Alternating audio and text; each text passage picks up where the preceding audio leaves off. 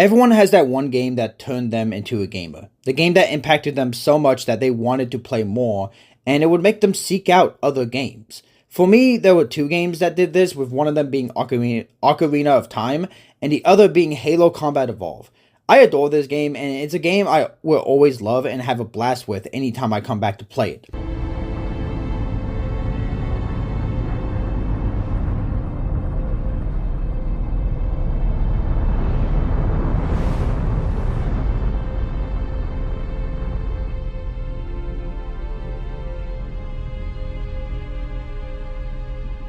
Cortana, all I need to know is, did we lose them? I think we both know the answer to that.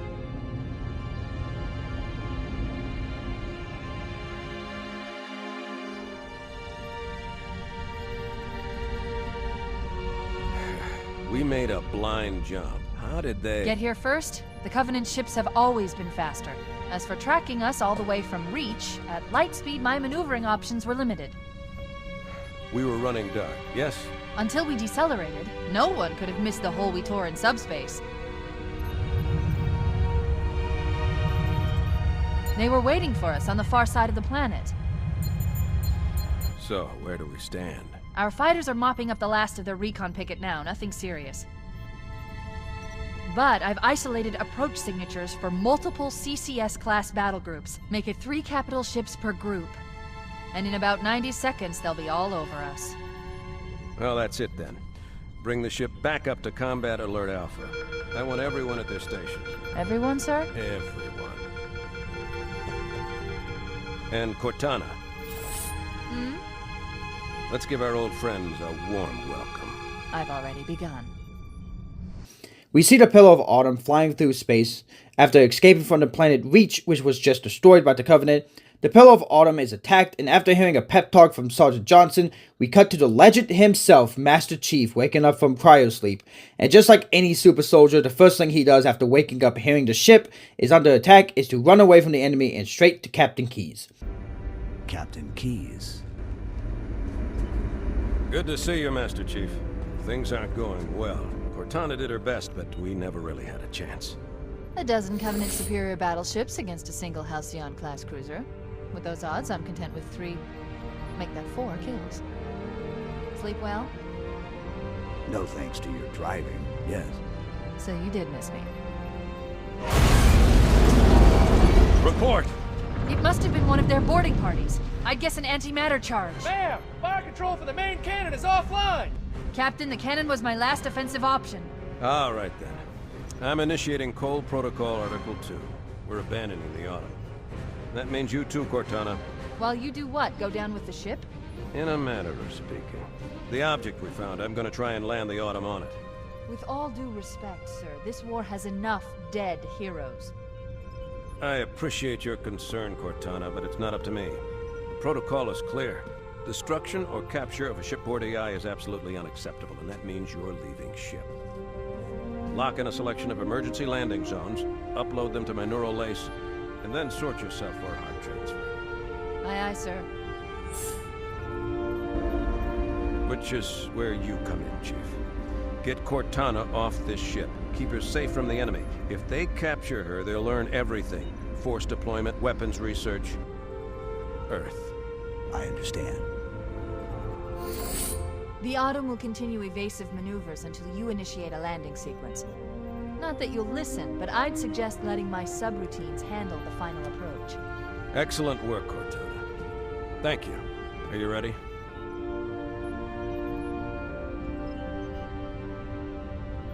Yank me.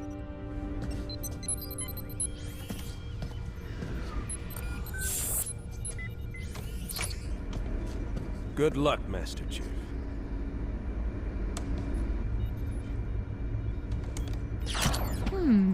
Your architecture isn't much different from the Autumn's. Don't get any funny ideas. I don't keep it loaded, son. You'll have to find ammo as you go. We get a Magnum, and then we are able to fight back against the Covenant, and this is really the best opening to any game. Of fighting through the Pillar of Autumn, trying your best to fight them off, only for them to be non-stop boarding your ship until you have to jump into the last escape pod and escape. Oh no! Now would be a very good time to leave. Punch it. Aye, sir. We're disengaged, going for minimum safe distance. We're gonna make it, aren't we, sir? I don't want to die out here. Look!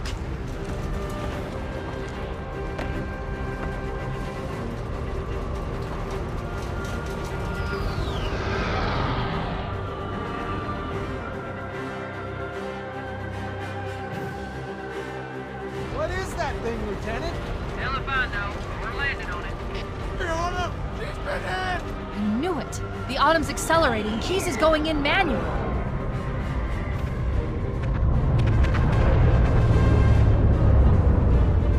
Heads up, everyone. This is it. We're entering the ring's atmosphere in 5. You sure you wouldn't rather take a seat? We'll be fine.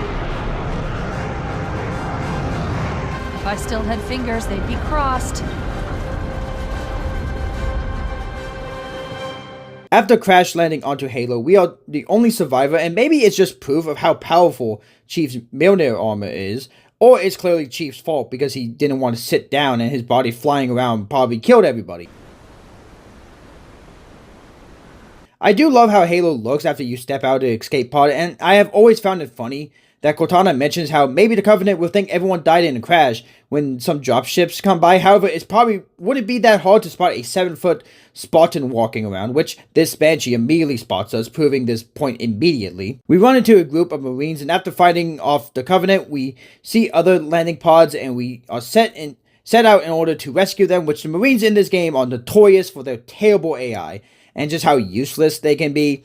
They will walk in front of you while you're shooting, or they will just walk off an edge when you're not paying attention. While they can occasionally get a kill, it's kind of rare that they will, and if you let them drive, just be ready for the worst driving in the world that make you question how they passed boot camp.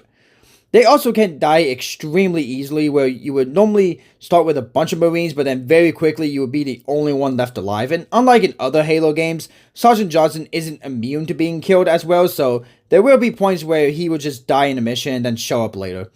And unlike other Halo games, while Johnson does have moments like the opening cutscene where he is just the classic Johnson we know and love, I do think he's more of just a normal soldier during gameplay. It doesn't stand out like in later Halo games.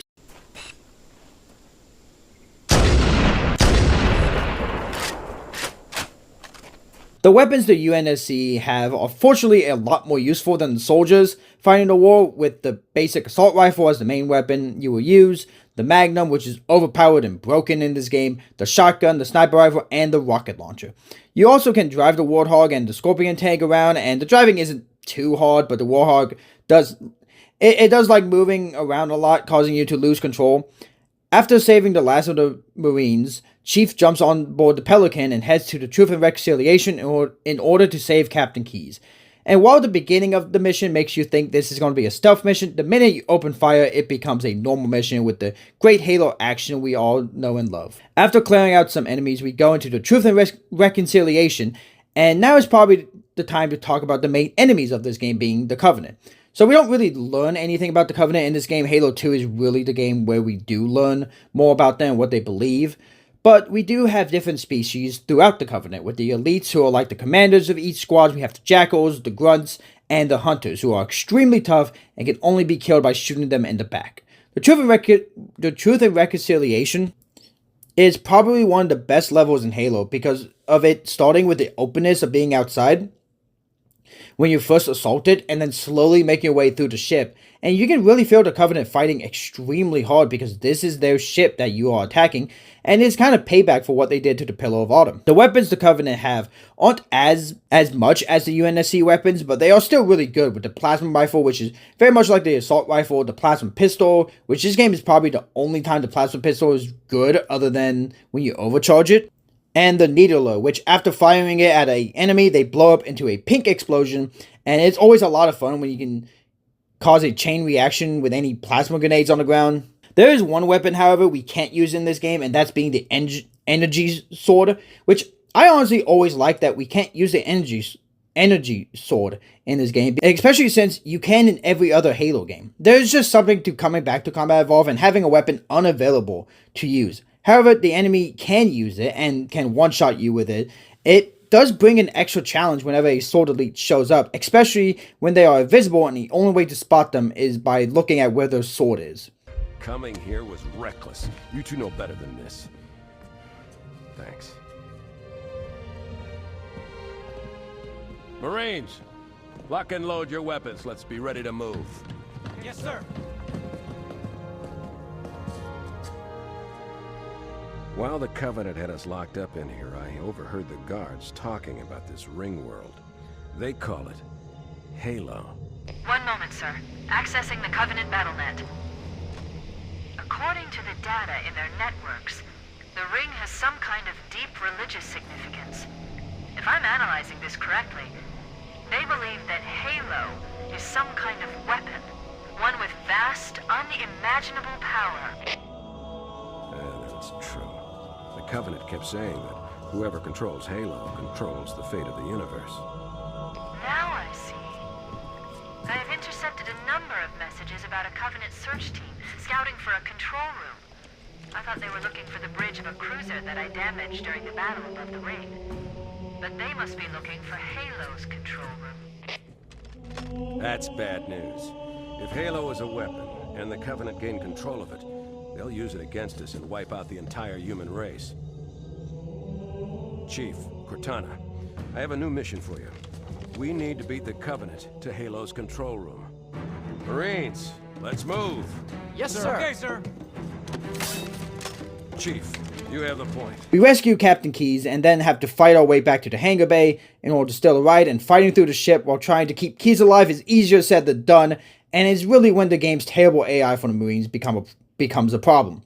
After Keyes died multiple times, we finally get out, and after capturing a Covenant dropship, we enter the best mission in the game and probably in the entire franchise. It is very simple and overall not a big level, but it just does everything perfectly. From the moment you land and storm the beaches to clearing out the Covenant, so you can find where Halo's control room is.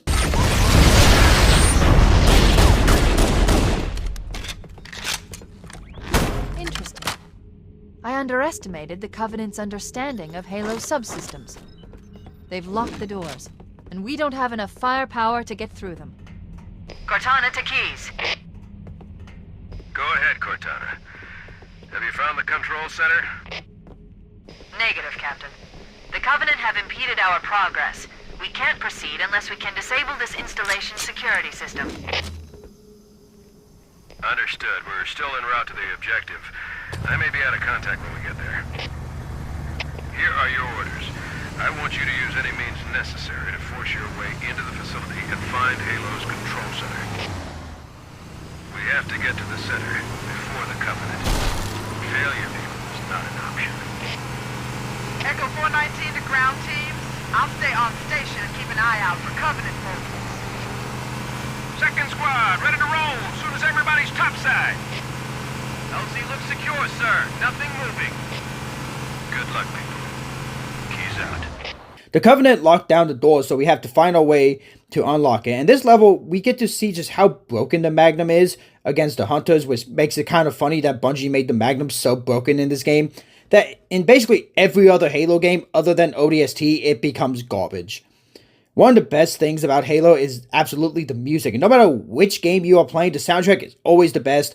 And they really give you the coolest feeling in the world whenever it plays, and will make you want to headbang while listening along. And of course, the iconic Halo theme that plays on almost every single main menu screen in every single Halo game.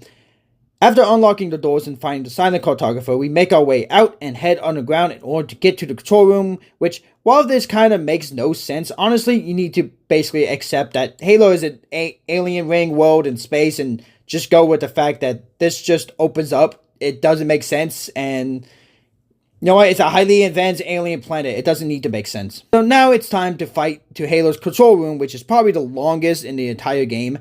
And while I don't hate it, the level does get kind of tiring after a while, and it doesn't help that every location kind of looks the same when you're inside. Combat Evolved's maps are kind of big, even when you are inside ships like the Pillar of Autumn or the Truth and Reconciliation. They still feel massive, and because of this, I've heard people describe Combat Evolved as an open world game, but it isn't, and I wouldn't even say it's a semi-open world. To me, in order for something to be an open world, not only do you need a giant area that you can walk around in, but there should be things for you to find while exploring, and the game should very much push you to want to explore every part of the game. A game that is semi-open world has the same idea, but just with a smaller area for you to explore. However, even then, there is still something that will make you want to walk around and explore the area. Combat Evolved doesn't have this. There's really no reason to go out of your way to explore, unless you want to just look around. So while we have giant areas to fight in, I wouldn't consider it to be open world at all. However, because the big areas that this level has, it's the first time you can use the tank in this game, which just feels amazing to use. However, it can create some problems like this hill, which I'm positive was made in order to make you upset, because it messes up your aim so much, causing me to always miss the Covenant, who are dropped right in front of me.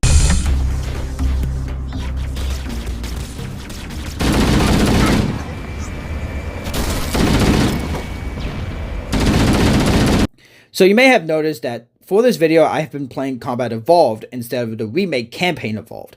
And the reason for this is simply, I don't think this game needed a remake. And I think the changes they made to the remake, whether it be line delivery, adding some weapons that you weren't able to use in Combat Evolved, like the battle rifle, allowing you to use the energy sword, along with just other problems, just made Combat Evolved worse. People are saying Campaign Evolved is the definitive way to play Combat Evolved, but I strongly disagree, because in my opinion, there was already a definitive way to play Combat Evolved, and that's with the Master Chief Collection. With this game, you basically have two different versions of Combat Evolved, where you have two versions. You have Bungie's version with the OG graphics, or 343's version with the anniversary graphics. And while I prefer the anniversary graphics, they are both the same game, and you would get the same experience that is the greatness of Halo. Now, I'm not a purist that thinks no game needs to be remade. I do think there are some games that do need to be remade, but there are games that don't. And while sometimes the remake can end up being better than the original, that's not always the case, because the developers either they will remake. They don't just remake the game with better graphics, but they'll remake the same game but change certain things, or they will add things that would add things to the game that wasn't in the original that were already perfect, and they just end up making it worse because of the things they wanted to add. After reaching this part of the level that always causes me to die over and over again, and somehow able to steal a Banshee, we finally make it to Halo's control room, and once we put Cortana into the control console, she says what everyone who gets on the internet for the first time says. Imagine the wealth of information, the knowledge, so much, so fast. It's glorious. This mission is when Halo becomes a horror game.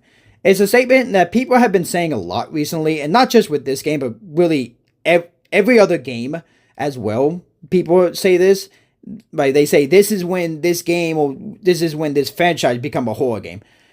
However, I've never liked this, because I feel like they're just making the word horror mean nothing. I feel like people nowadays see something as horror simply if it's dark rather than actually scary, which to me is a big part of what makes horror horror. To me, what makes something a horror game is not just the setting or if the game is dark, but the fact that the game goes out of its way to scare you and it wants you to be terrified. And games that aren't horror games having scary levels work perfectly because you never expect it. However, that doesn't mean that these games are now horror games. Like, in my opinion, the entire game needs to be trying to scare you. And now whether it succeeds or not is a different question, but there is a difference between a game actually being a horror game and just having a scary level. With that being said, 343 Guilty Spark is neither of these, either with the original graphics, or with the anniversary graphics. I have never found this level scary. However, it is very much horror themed. This level is slowly building up the reveal of the Flood, and is building tension for the new enemy that's coming. However, not once have I ever been scared of playing this mission, not even as a kid. Oh, so you don't find intergalactic alien zombies scary? If this was an actual horror game, yes, I would. But Halo isn't a horror game. Halo isn't trying to be a horror game. And while this level is horror themed, it has horror elements, this game is clearly not trying to be scary, and I don't find this level scary. So I'm not going to buy in that this game is now a horror game because of it. After discovering the Flood, we have to run outside, and one Flood clearly spaced out and forgot what he was doing for a second, and after getting outside, we meet 343 Guilty Spark, and I'll teleport to the library, which to this day is still the worst level in Halo. Ever since I first played Halo and played through the library, not only did I hate this mission, But I also hated the Flood because they are so annoying to fight. The Flood can move really fast and can close the distance very quickly. They will almost overwhelm you. Basically, every weapon other than the shotgun and magnum are kind of worthless against the Flood, and melee attacking them does nothing. I've never liked the Flood, and until Halo 3, anytime there is a Flood level, they have always been the worst levels, whether it be in this game or in Halo 2. I don't know when I found out about this corner that you can sit and just wait while waiting for 343 Guilty Spark to open, but for some reason the Flood just won't ever find you. However, this doesn't work the next time you have to wait and defend your position. After running through all 3 levels of the library and dying right in front of where the index is, we grab the index and are teleported back to the control room.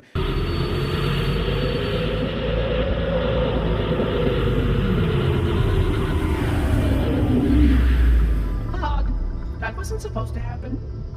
Oh, really? Cortana. I've spent the last 12 hours cooped up in here watching you toady about, helping that thing get set to slit our throats. Hold on now. He's a friend. Oh, I didn't realize. He's your pal, is he? Your chum? Do you have any idea what that bastard almost made you do? Yes. Activate Halo's defenses and destroy the Flood, which is why we brought the index to the control center. You mean this? A construct in the core? That is absolutely unacceptable. Sod off! What impertinence! I shall purge you at once! You sure that's a good idea? How dare you? Oh! Do what? I have the index. You can just float and sputter. Enough! The Flood is spreading. If we activate Halo's defenses, we can wipe them out. You have no idea how this ring works, do you? Why the Forerunners built it? Halo doesn't kill Flood. It kills their food. Humans, Covenant, whatever. We're all equally edible. The only way to stop the Flood is to starve them to death. And that's exactly what Halo is designed to do. Wipe the galaxy clean of all sentient life. You don't believe me? Ask him.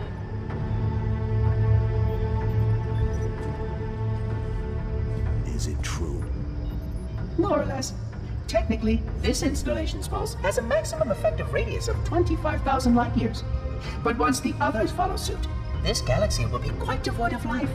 Or at least any life with sufficient biomass to sustain the Flood. But you already knew that. I mean, how couldn't you? Left out that little detail, did he? We have followed outbreak containment procedure to the letter. You were with me each step of the way as we managed this crisis. Chief, I'm picking up movement. Why would you hesitate to do what you've already done? We need to go right now. Last time you asked me if it were my choice, would I do it? Having had considerable time to ponder your query, my answer has not changed. There is no choice. We must activate the ring. Get us out of here. If you are unwilling to help, I will simply find another. Still, I must have the index. Give your construct to me, or I will be forced to take her from you. That's not going to happen. So be it. Save his head. Dispose of the rest. So, after the truth of Halo is revealed, we have to fight our way out of the control room and stop the monitor for firing the rings, but 343 Guilty Spark mentioned something kind of interesting. When he was demanding Chief hand over Cortana, he mentioned how he was once asked before if he was in the same position, would he activate the Halo rings. However, he says this as if Master Chief asked him this question. Now, there has been a lot of debate about this, whether this statement means that the Forerunners were always meant to be humans or not. However, I think something to consider about 343 Guilty Spark is that maybe after all this time, he simply just went insane. We don't know how many years it has been since the Halo rings were first fired, and probably the biggest thing about 343 Guilty Spark is that the thing he cares about most is following protocol. When we are introduced to 343 Guilty Spark, and while we are fighting through the library, he constantly talks about what the protocol is, and he sees Cortana in the core. He's upset mainly because it's disobeying protocol. In the anniversary version, 343 added some cutscenes allowing us to see 343 Guilty Spark in the years leading up to the events of Combat Evolved, and he mentions how since it's been decades since the Halo ring has been fired that he started to feel bored and wonders if the other monitors feel the same way. Need to engage in our scheduled updates. The continued lapse of the domain means that we are stuck with achingly slow wormhole superluminal communications. Prior to this total communication shutdown, the only messages I received in the preceding 4,573 years were incomplete and quite perplexing transmissions from Installation 05.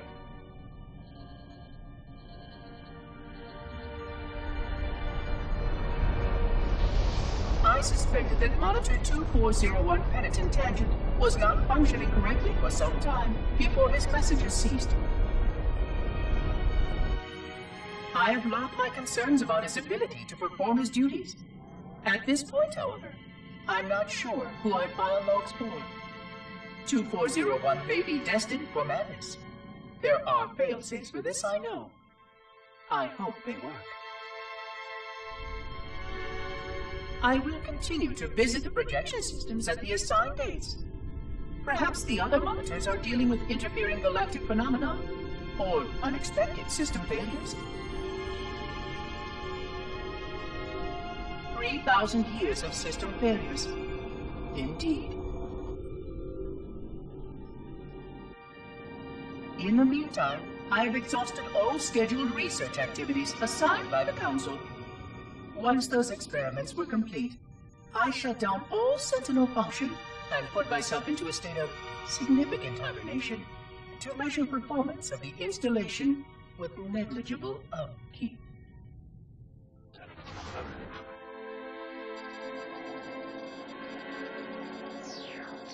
After 150 years with no noticeable impact upon installation systems or integrity, even in hibernation I became bored. This was quite troubling, as I was led to believe I was not capable of such a state. This was one of the gifts I was promised, an end to strife. I am aware of the dangers of a system such as myself losing operational focus. Quite troubling. I wonder if my fellow monitors are experiencing similar states, or if this is because of my particular path to this installation. For amusement, I have begun a series of experiments involving the evacuation of all matter from contained sections of my installation. By measuring the geologic effects of exposure to the vacuum of space and the eventual biological recovery of these sections, I anticipate getting valuable insight into emergency response scenarios in case of sentient proximity warning. So, with the entire argument about whether the Forerunners were always supposed to be human or not, and whether 343 Guilty Spark proves it, I think we aren't supposed to simply believe what he is saying, and we're supposed to just see him as kind of mad, since he's been alive for a very long time, even longer than the people that created him. The entire level of 2 betrayals is really just going in the opposite direction that you came in from with the assault on the control room level. However, having to fight through both the Covenant and the Flood can be kind of hard and frustrating, especially getting across this bridge, which the Banshees in this mission were very determined to dive on me at every time. I don't know why.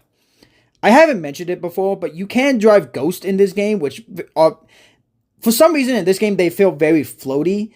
And compared to how they are in later games, it always just felt weird. We destroy 3 pulse generators and are teleported back to the Truth and Reconciliation in order to meet Captain Keyes, who is stuck on the ship. Again.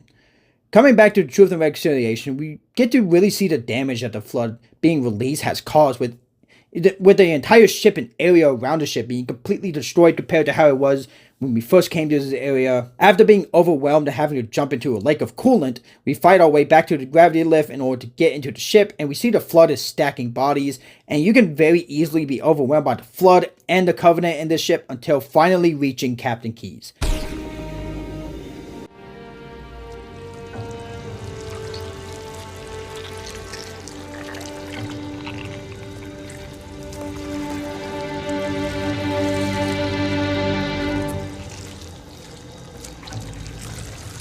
No human life signs detected. The captain, he's one of them. We can't let the Flood get off this ring. You know what he'd expect. What he'd want us to do.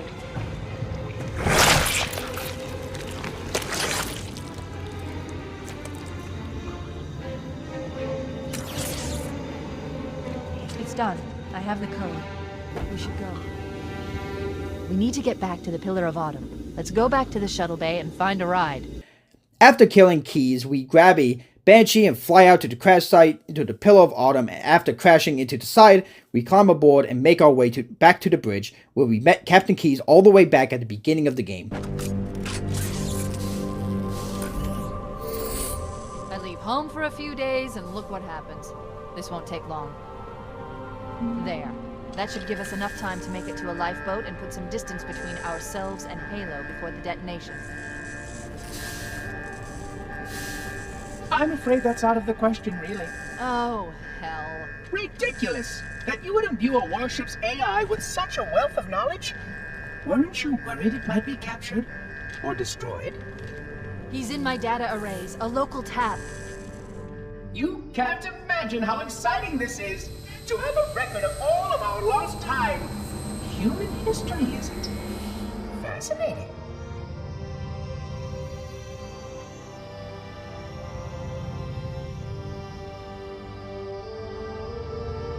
Oh, how I will enjoy every moment of its categorization! To think that you would destroy this installation as well as this record! I am shocked. Almost too shocked for words. He stopped a self-destruct sequence. Why do you continue to fight us, Reclaimer? You cannot win! Give us the construct, and I will endeavor to make your death relatively painless and... At least I still have control over the comm channels. Where is he? I'm detecting taps throughout the ship. Sentinels, most likely. As for the monitor, he's in engineering. He must be trying to take the core offline. Even if I could get the countdown restarted, I don't know what to do. How much firepower would you need to crack one of the engine's shields? Not much. A well-placed grenade, perhaps, but why?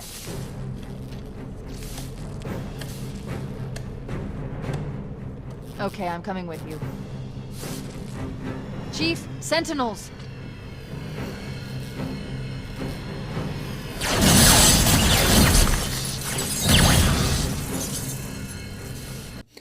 We have to destroy some engines with either grenades or using a rocket launcher, then having to grab a Warthog and doing the iconic Warthog escape, which is still an amazing way to end the game, even though Halo 3's version is still so much better. After seeing Echo 419 die from some Banshees, we have to race to beat the timer, and after reaching the longsword, we finally escape Halo.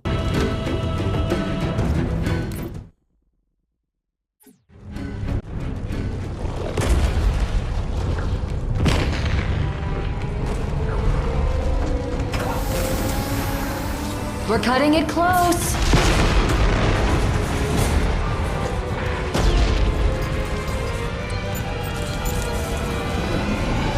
Here we go.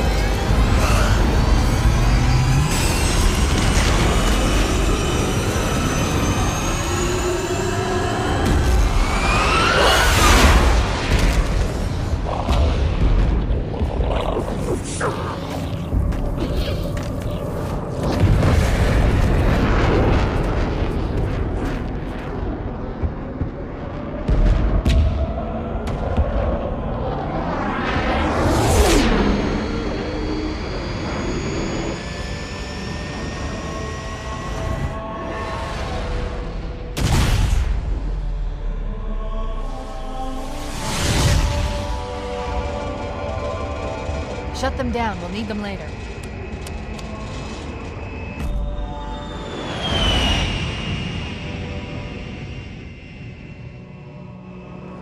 Fancy a look?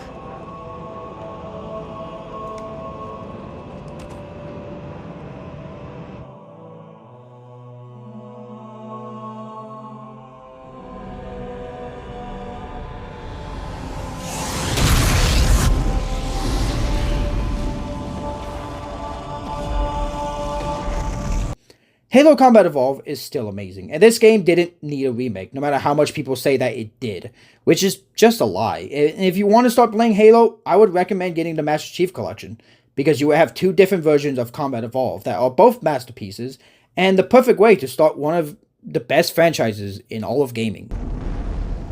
Did anyone else make it? Scanning. Just dust and echoes.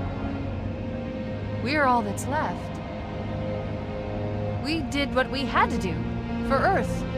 An entire Covenant armada obliterated, and the Flood. We had no choice. Halo, it's finished. No. I think we're just getting started.